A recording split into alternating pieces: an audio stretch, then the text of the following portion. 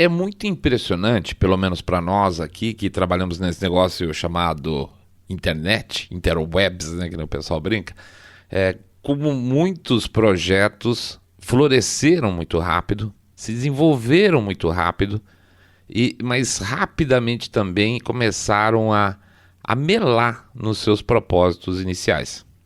Nossa empresa aqui foi aberta em 1999, tá? Nas vésperas da quebra das empresas digitais. Teve uma grande quebra no ano 2000 aí, e nós demos um certo azar de perder o primeiro grande pulo lá. Mas a gente abriu com duas ideias, dois projetos aqui. Um negócio que a gente tinha bolado que se chamaria redes pessoais. Pois é, dançamos, né? Teve gente com mais grana e que foi mais rápido que a gente. E um outro site chamado Bipop. O Bipop, como é que seria? Nesse site as pessoas poderiam apresentar seu conhecimento sobre diferentes assuntos e essas matérias, vamos chamar assim, seriam revisadas e analisadas pelos pares e classificadas, vamos dizer assim. As pessoas dariam notas. Isso aqui é bacana. Quanto mais bacana fosse, mais subia, quanto pior descia, tá? Isso basicamente seria o formato mais ou menos da Wiki hoje, só que a gente não queria fazer para conhecimento geral, a gente não queria fazer a maior enciclopédia de todos os tempos, a gente queria fazer o maior jornal de todos os tempos, né? A gente sempre foi muito humilde e modesto nas nossas pretensões por aqui. Até teve investidores na época que apareceram, mas sempre com o objetivo aí de dar um dinheirinho na nossa mão e levar o projeto embora. E a gente preferiu não. A gente preferiu seguir trabalhando no que a gente conhecia bem, que é publicidade, que trabalha até hoje. E quem sabe um dia, quando tivesse dinheiro no bolso, a gente poderia nós mesmos investir no nosso projeto, coisas que nunca aconteceu, né? Empresário brasileiro, você corre. E boa parte aí dos projetos e sonhos acabam ficando para trás. Sem nenhum tipo de mágoa. A agência nossa foi muito generosa com a gente por muito tempo. Por que eu conto isso para vocês? Porque a gente realmente acredita que a essência dos grandes projetos da internet é essa mesmo. Leitores, usuários, o público fazendo conteúdo lado a lado com especialistas, vamos chamar assim, ou com pessoas da área, lados opostos defendendo suas ideias livremente. Então, por exemplo, o maior astrônomo do mundo ao lado do terraplanista, tanto faz. Cada um define e acredita no que quiser, e as pessoas vão acreditar de acordo com as melhores argumentações. É assim. Esconder ideias e teorias é potencializar as piores ideias e teorias a longo prazo. Forçar, jogar a goela abaixo o conhecimento, ainda que seja verdadeiro, gera repulsa das pessoas. As verdades sinceras são muito mais bem aceitas, são a base de tudo. Então, desse sobe e desce profissional de sonhos e expectativas com relação ao mercado, vem a nossa, num certo sentido, adoração pelo projeto da Wiki e a decepção com essa que é a maior enciclopédia de todos os tempos. E é dessa desilusão que a gente quer falar com vocês. E daqui a pouco a gente volta.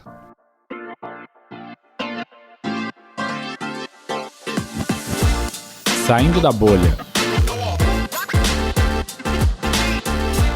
Menos notícia, mais informação para você. O Wiki, você desconfia dela por motivos errados.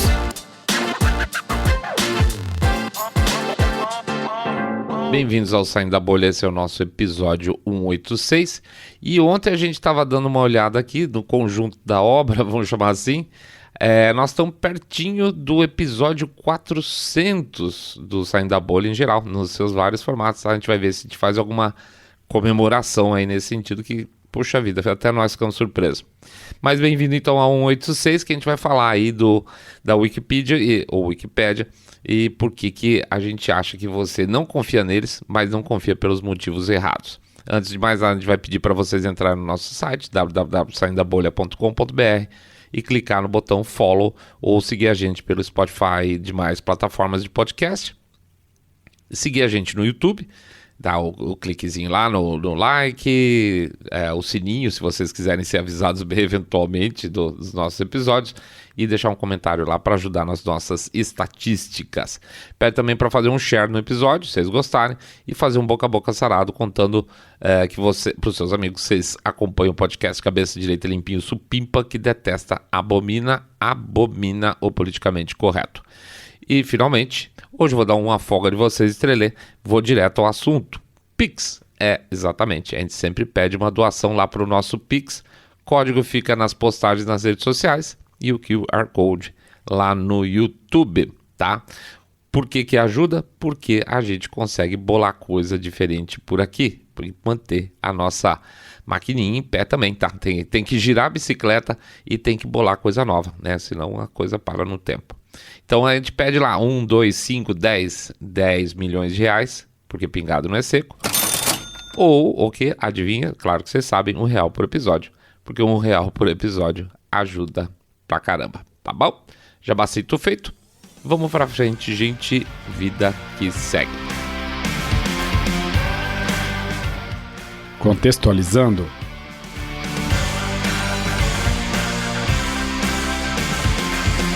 As bibliotecas não são uma novidade, né, na caminhada humana. A gente foi dar uma olhada por aí, porque a gente já tinha lido alguma vez que tinha uma super importante lá para trás.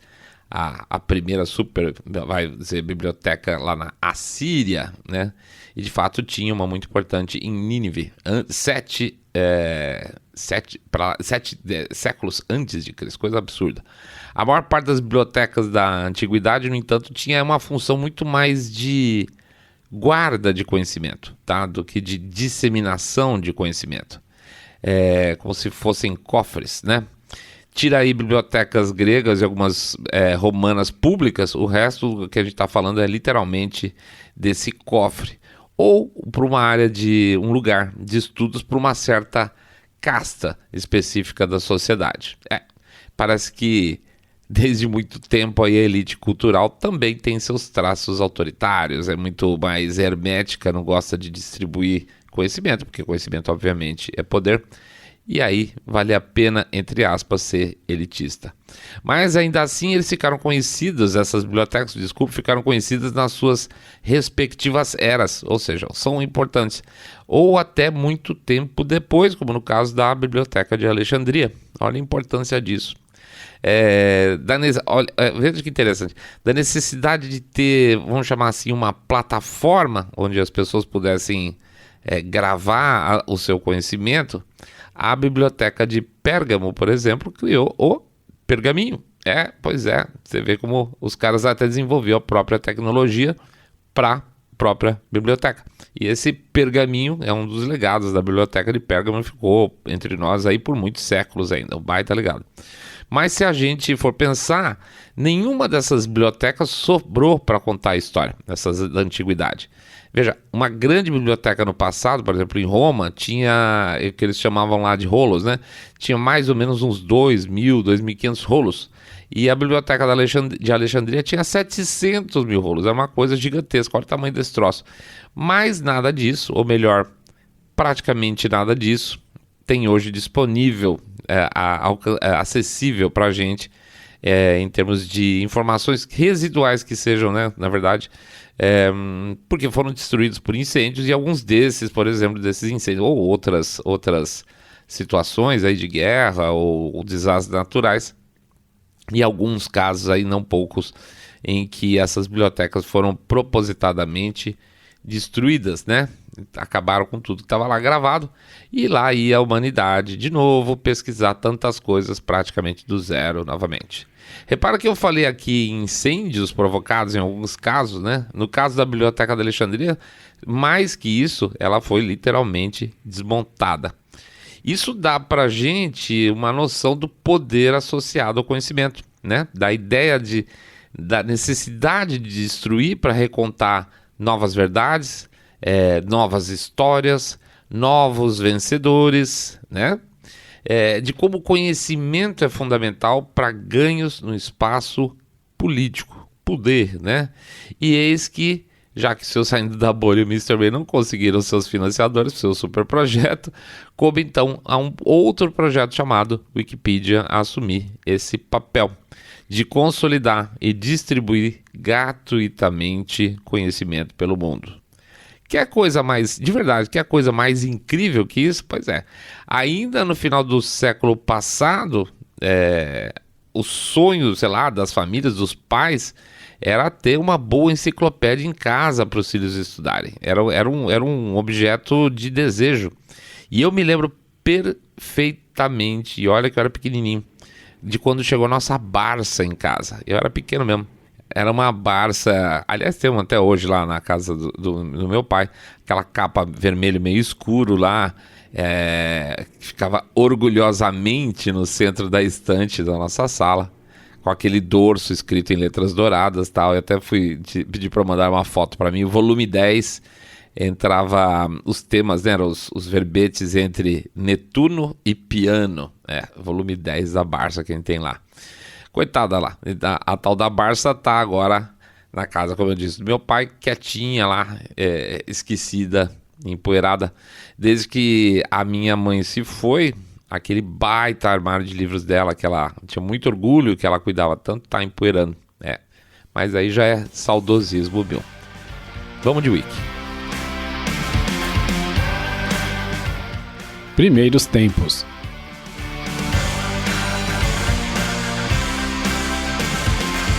Olha que interessante. Imagina que um cara chamado Larry Sanger tivesse morrido há 20 anos, mais ou menos, tá? O que será que a gente teria de conhecimento sobre esse cara, Larry Sanger? Então vou pegar aqui a Wikipedia para ver. Então olha esse trecho aqui, tem o nome lá, Larry Sanger, olha esse trechinho. Aspas, tá? O papel de Sanger na fundação Wikipedia foi objeto de edições de Jimmy Wales, sendo que Jimmy Wales é o cara que cuida dela hoje, tá? É o cabeça da Wiki. Então, o papel de Sanger na fundação Wikipedia foi objeto de edições de Jimmy Wales na Wikipedia em 2005, que foi seguida de discussões dentro da comunidade. Sanger acusou Wales de reescrever a história, ao desconsiderar o seu envolvimento, o envolvimento dele, Sanger, na fundação da Wikipedia. O Wales disse, Jimmy Wales, né, disse para Wired que ele apenas esclareceu alguns detalhes sobre a contribuição de Larry Sanger para o projeto e removeu erros factuais. E disse que não deveria ter feito isso, tá? O Jimmy Wales mais tarde afirmou que inicialmente tinha ouvido falar que o conceito de wiki, que foi bolado pelo oh meu Deus, o Sanger, tinha sido feito por um outro funcionário da empresa dele, chamada Bomis, chamado Jeremy Rosenfeld, isso, e que não teria sido por Sanger, tá? Esse trechinho aqui, o que a gente consegue tirar dele? Se o Larry Sanger tivesse morrido alguns anos atrás, que é a nossa hipótese inicial aqui desse trecho, ele não estaria presente, ele não estaria vivo para discutir com o atual head lá da Wikimedia, que é a dona da Wikipedia, que é o tal do Wales, né? Que ele foi um dos cofundadores da Wikipedia. Ou seja, se estivesse morto, ele não teria como se defender. A história seria, literalmente, a história com H maiúsculo, literalmente hoje a história seria diferente, tá? Ele não estaria vivo para salvar a sua própria biografia como cofundador da Wikipedia e ter se estabelecido aí, teria de alguma forma estabelecido o conceito da biblioteca, enquanto o Jimmy Wales, ele ficava lá preocupado com a parte comercial. A dobradinha funciona assim, tá? Ou seja, se ele estivesse morto, hoje ele não seria conhecido pelo que é a cabeça conceitual do projeto e cofundador da Wikipedia. Sacou o perigo? Mas como é que isso é possível? Bom, mais rápido do que uma bala, né? A lógica do Sanger, que tinha pensado em um espaço amplo de discussões com ideias conflitantes lado a lado, começou a fazer água. É bem verdade que ele acreditava em um certo liberou-geral, tá, dentro da Wiki, que seria muito difícil de funcionar na prática, mas daí entre um caos onde todo mundo dá palpite e todo mundo pode meter a mão, há um poder centralizado demais, que é o que aconteceu com o passar do tempo, tem uma certa distância. Pois bem, pensa comigo. Quem curte poder centralizado? Quem que adora um certo autoritarismo? Quem que gosta de reescrever histórias para adesão às suas narrativas? Sim, senhor, as cabecinhas a gauche, à esquerda, né? Nossa, gente, hoje tá um recorde de moto de entrega com escapamento aberto aqui na região, tá bravo. Mas vamos lá, desculpa. Então, exatamente, eu tava falando, então, quem que tem essa coisa de ficar mexendo na história, de ficar centralizando tudo, etc e tal? À esquerda. Muito bem. E que coincidência ter sido exatamente o que aconteceu. A Wiki começou a ser cooptada pela canhotada, ainda mais imersa lá naquele ambiente do Vale do Silício, que basicamente é um ambiente canhotíssimo, e portanto a ideia ultraliberal do sangue acabou indo por vinagre, porque no final das contas o que ganhou foi o controle e a centralização. Mas vamos dar um pequeno voto de confiança, tá? A ideia de descentralização total realmente era caótica demais. Então caberia à cabeça da Wiki procurar zelar pelo menos pelo balanço, pelo equilíbrio das informações quando os assuntos fossem mais quentes, mais polêmicos, concorda? Quando a gente está falando de fatos puros, ok, tanto faz.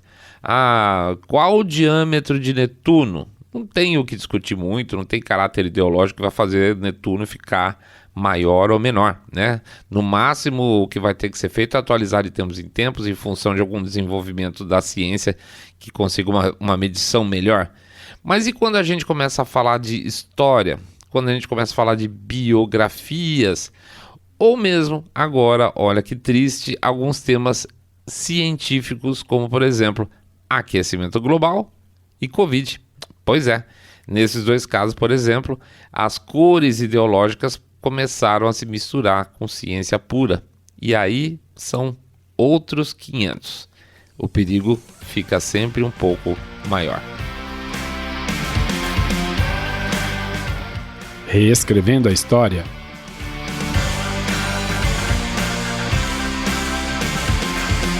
Deixa eu pegar aqui um verbete qualquer para ver uma biografia. Vamos pegar o caso específico de uma biografia, tá? E olha isso aqui, e foi interessante que a gente puxou isso aqui. Foi um dos primeiros casos. A gente pegou, eu acho que foi a terceira biografia que a gente foi dar uma olhadinha para dar uma testada. E a gente entrou na biografia da Wiki do Rodrigo Constantino, tá? O texto do Rodrigo Constantino começa assim, aspas. Rodrigo Constantino Alexandre dos Santos, Rio de Janeiro, 4 de julho de 1976. Então o cara é 10 anos mais novo que eu, olha só. É um economista e escritor brasileiro. Conservador, ideólogo de extrema direita e teórico da conspiração. Desde 2015, reside nos Estados Unidos, na cidade de Weston, na Flórida. Olha isso, gente. Ideólogo da extrema-direita e teórico da conspiração. Muito bem. Logo na frente da expressão teórico da conspiração, tem nada menos do que 4 referências externas. Aqueles colchetezinhos que eles botam com link, né? Vamos ver essas 4 referências? Então, vamos lá. O primeiro link externo é de um trabalho apresentado para o Departamento de Sociologia da Universidade de Brasília, que se chama A Direita que Saiu do Armário, a cosmovisão dos formadores de opinião dos manifestantes da direita, de direita brasileiros. Eu não vou falar o nome da autora aqui, que eu não vou ficar batendo bumbo para louco dançar, né? Mas, lendo o resumo aqui, a gente vê que o trabalho foi baseado nas postagens e afins das redes sociais dele. E o resumo dessa matéria apresenta que o conteúdo dele é baseado em 3 coisas: o antipetismo, o conservadorismo moral e os princípios neoliberais. Logo, a primeira referência que é considerada válida no texto lá, para dizer que ele é de extrema direita e teorista da conspiração, não tem nenhuma dessas 2 referências, tá? Não tem nenhuma lógica indicando que, lá no textinho, que o trabalho fale ele como teorista da conspiração, tá? Então, não tem, você pode procurar. fique à vontade, mas não perca seu tempo. A segunda referência que tem, segundo o linkzinho, é um artigo de uma doutora em História Social pela Universidade de São Paulo. Fraquinho, gente, sério. Fraquinho, judeira, assim. O trabalho foi o maior esforço para sair do papel. Ela fez uma coletânea de opiniões de ases da cultura brasileira, como, por exemplo, a Miriam Leitão, né? E faz as suas conclusões a partir disso. E o artigo chama Uma Revolução Conservadora dos Intelectuais. Gente, eu não sei se esse povo ganha dinheiro para esse tipo de trabalho, esse tipo de bolsa para isso aí. Vocês podem até me ajudar a explicar isso direito. Mas olha, se eles ganham dinheiro, ganham alguma bolsa, a gente devia ganhar os tubos com o nosso e-book, porque, nossa, é muito maior. Eu fiquei impressionado. Pode ser dor de cotovelo, tá, gente? Mas eu acho uma pobreza incrível. Em frente, tá? Nada de conspiratório também nessa referência, nada de extrema-direita também. Terceira referência é uma tese de doutorado da FEFELESH aqui na USP, socorro, chama Menos Marx, Mais Mises, uma gênese da nova direita brasileira. Basicamente, esse estudo tem 24 vezes a menção ao nome do Rodrigo Constantino e nenhuma chamando ele de extrema-direita ou de teorista conspiratório. E é isso mesmo que vocês estão imaginando, sim, o Mr. Way teve a pachorra de ir lá fuçar. Quarta e última referência, uma matéria do Intercept, falando do caso que acusaram ele de ter defendido o estuprador, aquele mambo-jambo todo, papo furado. A maior acusação contra ele é de ser um fanático moral, mas não de extrema-direita, não de teorista conspiratório. Em suma, 4 referências para mostrar que ele está lá logo no começo, e nada que aprova a confirmação, entendeu o esquema? Não adianta você botar referências que não referenciam, e é o que eles fazem. Agora vamos ver isso como funciona em termos práticos, tá? Semana passada, eu acho que foi, o podcast Dark Horse, do Bret Weinstein, ele entrevistou o matemático chamado Norman Fenton. O cara é um dos bambambãs da matemática lá do Reino Unido, tá? O cara é bala mesmo. O que aconteceu é que ele, como matemático, uma das primeiras coisas que ele achou estranho no início do processo lá da pandemia foram os números. Sim, né?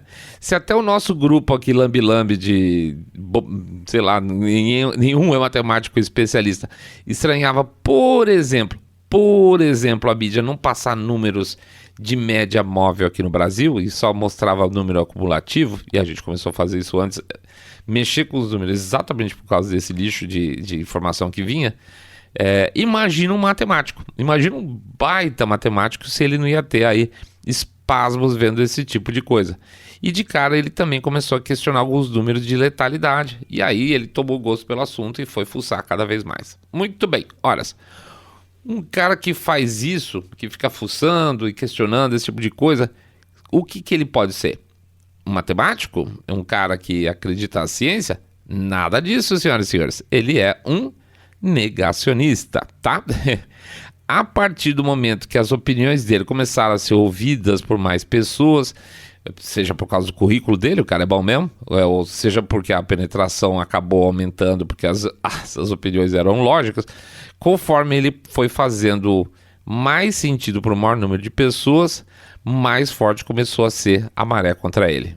Aliás, esse cara tá no podcast do Bret Weinstein não é por acaso, porque o Bret Weinstein também passou por uma situação semelhante, e no caso dele, sendo biólogo, tá? Então, esse lance de ser cientista não tem nada a ver com ciência, tá? Esses caras de ciência que questionam as coisas são basicamente sempre negacionistas, né? Mas, enfim, o que o Fenton reparou uma hora é que o verbete dele na Wiki estava com incorreções e ele resolveu acertar isso. Mas as revisões deles voltavam para trás e outras pessoas tentavam alterar e voltava para trás de novo. E ele reparou que não tinha como.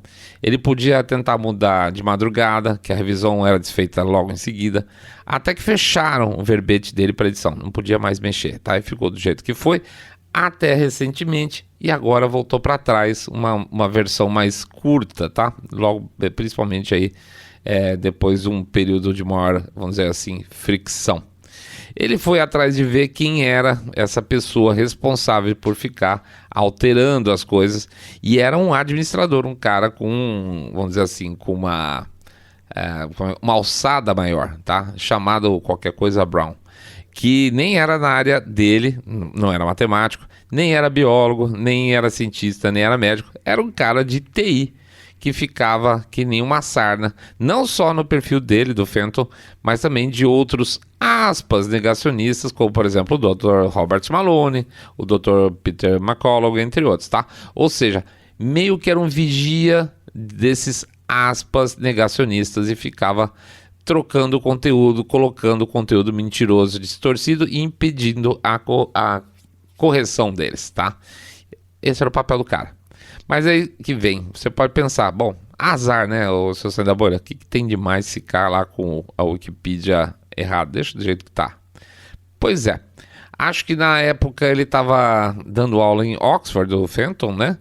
E não sei ao certo, de repente foi um grupo de alunos atrás da direção da escola e falou, olha, para a cabeça lá da escola, falou, a gente andou pesquisando por aqui, inclusive na Wiki, e o professor Fenton é um negacionista e a gente não quer ter mais aula com ele por causa disso. E a universidade quicou o cara. Portanto, não é só questão de justiça, mas é literalmente uma forma de cancelamento da pior espécie, gerando, por exemplo, prejuízo pessoal e profissional às pessoas, né? Não é só, deixa lá na Wiki, o tipo de efeito que pode ter. Mas por que isso acontece? Interesses.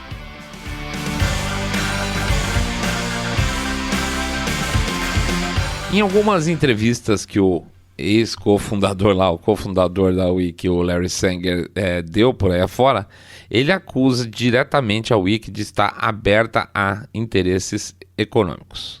Sempre os interesses econômicos, né? Eu não sei se vocês sabem, mas as empresas de comunicação digital, principalmente de conteúdo como a nossa, também são responsáveis muitas vezes pela imagem da empresa na Wiki. Então ela vai tentar de maneira discreta pintar o nome ou de uma pessoa ou uma marca com cores mais brilhantes, mais favoráveis aos seus clientes. E daí entra o aspecto ético da coisa. Se você for em cima daquela teoria lá, daquela lógica que a gente falou já uma vez do truth well told, ou seja, da verdade bem contada, a gente já falou uma vez sobre isso, na nossa visão, ok, tá? Você vai pintar da melhor forma possível os melhores pontos positivos da pessoa ou da empresa. Agora, não pode mentir, né? E tem que fazer as verdades positivas brilharem mais e não retirar as verdades negativas. Mas a gente sabe que não é sempre assim. Existe lá fora algumas empresas, por exemplo, especializadas em Wiki. São PR Wikis, né? Empresas de assessoria de imprensa só de Wiki, que acompanham celebridades, políticos, marcas. Eles contratam essas empresas para dar um tapa no visual, na imagem deles, sem obrigatoriamente muitos escrúpulos, tá? E aí fica a dúvida. Quem mexe lá na edição dos textos da Wiki é a empresa, o representante da empresa, que tem acesso na forma de uma pessoa física, que seria uma coisa, ou essas empresas de PR e de Wiki pagam aos administradores, a alguns administradores da Wiki por fora, para tirar as coisas negativas e colocar positivas. A acusação que ele, Larry Sanger, faz, mas com ressalva de que ele não tem comprovação, é de que se trata do segundo caso. Seria, portanto, o caso de corrupção, vamos chamar assim, onde você paga um administrador da Wiki para fazer as coisas segundo o seu jeito, tá? Que são geralmente pessoas voluntárias na biblioteca. Então, que beleza. Então, o processo, segundo Larry Sanger, da Wikipedia, já estaria corrompido. O caminho das pedras.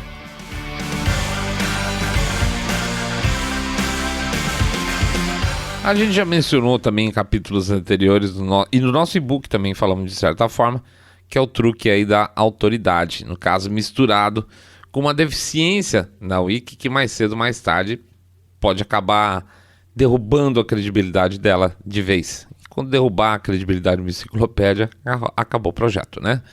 Veja bem, como no caso do Rodrigo Constantino que a gente falou. Pega um caso assim, vamos supor, a Miriam Leitão escreveu um artigo crítico contra ele, tá?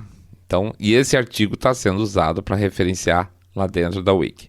Aí um sujeito usa esse artigo, então, para referenciar, né? Ele bota lá o linkzinho para provar algum ponto do texto da Wiki, que não é verdade pelo que a gente viu em algumas situações, tá? Coloca-se qualquer porcaria lá como referência. Aí alguém vai na Wiki e pega esse conjunto de opiniões que está lá, afinal das contas, está na Wiki, né? Afinal das contas, está referenciado com link, tudo, etc. Mas não é fato. E aí o cara escreve, vamos dizer, um ensaio a respeito, citando o Rodrigo Constantino, olhando lá na Wiki, que ele é, no caso, como é que era? Teorista conspiratório. Ou por ser um especialista, o cara cita esse trecho aí numa matéria dele, que é uma pobreza, mas acontece. E aí a mídia pega a opinião do especialista e vira uma matéria. Sacou? Tu começa com uma matéria, a matéria vira uma referência, a referência vira um artigo e o artigo vira uma matéria de imprensa. Então a própria imprensa, ela gera a semente do que vai ser lá na frente uma outra matéria. E aí só que com a diferença falando assim, segundo especialistas, né? No final a matéria jornalística opinativa acaba sendo servido de base para uma outra matéria com aparentemente aí um fundo científico ou de pesquisa depois desse trajeto todo. Mas veja, não é só isso também, apesar de ser péssimo. A gente está falando também de um outro ponto importante que as pessoas esquecem com frequência e a gente vai ficar repetindo aqui. Não é só Twitter e Facebook, mas a própria Wikipedia, ela também está sujeita à famosa seção 230 do Communication Decency Act, tá? Lembrando o que é isso. Por essa legislação, existem dois tipos de empresas de comunicação: as plataformas e os publishers. O publisher é responsável pelo conteúdo que ele publica. Então, por exemplo, um rádio, uma TV, um jornal. Se falar alguma barbaridade, o rádio, o jornal, a TV podem ser processados por falar algum tipo de calúnia, algum tipo de difamação, tá? Então, o publisher é esse caso aqui. Então, ele tem responsabilidade legal sobre aquilo que é publicado debaixo do guarda-chuva dele. A plataforma não. O Facebook não pode ser processado se eu, por exemplo, ofender o Alexandre de Moraes. O Alexandre de Moraes vai falar assim, me dá o contato desse cara aí que eu vou processar ele, tá? E o Facebook não vai acontecer nada. É o mesmo caso das companhias telefônicas. A companhia telefônica não pode ser processada porque duas pessoas combinaram um assalto por telefone, tá? Não é responsabilidade dos caras. Então, esses caras são plataformas. Facebook, Instagram, telefone, Wikipedia, tá? Então, existe essa legislação, o artigo 230, que protege as plataformas desde que elas não façam curadoria de conteúdo. O conteúdo tem que ser livre e tem que ser do usuário. E aí, quando você essas plataformas começam a fazer muita curadoria, entra o famoso conflito que passa hoje Facebook, Twitter, todas as plataformas, porque esses caras estão metendo a colher onde eles não podiam, inclusive a Wiki. E aí a gente volta lá do Larry Sanger de novo. A única maneira da Wiki ser viável legalmente, e para nossa parcial alegria, se o nosso super jornal tivesse funcionado, é ter opiniões discordantes juntas. Por quê? Porque para editar somente de acordo com a legislação do país, no caso de uma proibição legal, ou com a validação do conjunto dos outros leitores que dariam mais ou menos peso para conteúdos de acordo com a sua aceitação, ou seja, de acordo com a qualidade da argumentação. Bingo! Em princípio, o Larry Sanger estava certo. E hoje, o Jimmy Wales está errado. O Trump, na época do governo, bem no finzinho do governo, estava pensando em derrubar, até que tentou fazer algumas coisas para tentar derrubar o artigo 230, que não seria, na nossa visão, o caminho certo, porque ele simplesmente ia inviabilizar todas as plataformas dali para frente. A legislação não é ruim. A única coisa que deveria ser feita é obrigar as plataformas, e dentre elas a Wiki, a cumprir a lei. É simples assim. você não pode fazer curadoria de conteúdo e publicar conteúdo segundo sua própria vontade. Só isso. O resto, gente, tá tudo certinho. Pro Larry Sanger, a Wikipedia não tem mais salvação. Ela tá podre por dentro já. Ela não vai...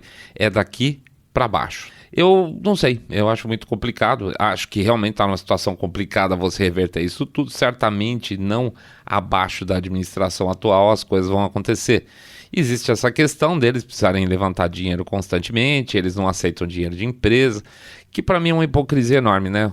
Você falar assim, eu sou independente porque eu não recebo dinheiro de empresa. Depende muito, porque as empresas em si, elas não são mais ou menos dignas de crédito por receber ou não receber dinheiro da empresa. As empresas não são, as pessoas que são, né? As pessoas que conduzem que são mais ou menos dignas de crédito. É tudo questão de caráter. Você pode pegar dinheiro até da Pfizer para receber lá dinheiro para conseguir tocar os servidores, aquela coisa toda, o pessoal necessário, e não ser parcial, né? É questão de deixar muito claro, olha, você está pondo dinheiro aqui dentro, mas eu não vou mudar a linha editorial por causa disso. Se você pressionar, eu cancelo com você e a gente para. Então, assim, as negociações são sempre feitas pessoa a pessoa. Se uma entidade, uma empresa cede à pressão financeira, a questão é o caráter de quem cede e não a empresa, certo? Então, caberia ao Wiki, se for o caso, para ter uma nova estrutura melhorada, ter mais dinheiro, abrir para doações de empresas? Não vejo problema nenhum. O problema é sempre esse, o quanto e em que momento, como já acontece hoje, de maneira indireta, segundo Larry Sanger, eles aceitarem, os colaboradores voluntários aceitarem dinheiro para fazer coisa por fora. Aí que tá o pepino.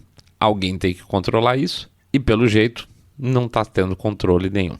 Se a Wiki vai ser relevante, ela vai continuar crescendo e sendo um lugar para se fazer pesquisa nos próximos anos, bem complicado, tá, gente? Se dentro de temas científicos como Covid e aquecimento global já politizou a coisa toda, a gente não sabe até que ponto vai ter outros temas que vão começar a ser politizados também, e a Wiki vai começar a passar mais informação errada, né? Perdendo credibilidade, acabou tudo. É isso aí, pessoal. A gente agradece a presença de todo mundo. Pede para entrar lá no site www.saindabolha.com.br, clicar no botão follow ou seguir a gente no Spotify, Podcast Addict, Google Podcast, Apple Podcast. Seguir a gente também no YouTube, sininho, like, comentário, tá? Fazer o share do episódio, por favor, e fazer também o famoso boca a boca sarado, contando que vocês estão acompanhando o podcast Cabeça Direita Limpinho Supimpa, que detesta, abomina o politicamente correto e ideias boas que são destruídas com o passar do tempo por causa principalmente de ideologia de esquerda.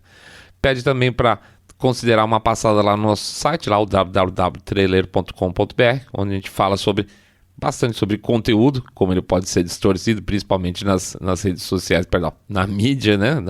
na imprensa de maneira geral. E finalmente pede para vocês considerarem uma doação pelo nosso Pix, o Pix que fica lá o código nas postagens das redes sociais e o QR Code lá no slidezinho do YouTube, tá? Pra gente é muito importante, a gente pede sempre 1, 2, 5, 10 milhões de reais, pingado não é seco, ou R$1 por episódio. R$1 por episódio, gente, ajuda pra caramba. Cumprida a nossa meta, sexta-feira aqui, a gente acabou invertendo, né? Esse episódio ia entrar na quarta-feira. E vamos bolar aqui o que a gente vai fazer pro nosso episódio 400, que a gente tá muito empolgado com isso também, tá? Muito bom, gente. É isso aí. Próximo episódio, ou domingo ou segunda, dependendo da carga de trabalho nossa aqui.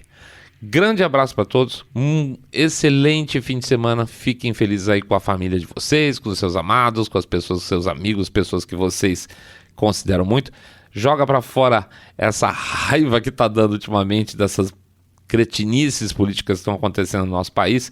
Fiquem em paz, tá? Vai dar tudo certo, fiquem todos muito, mas super, super bem. Saindo da bolha.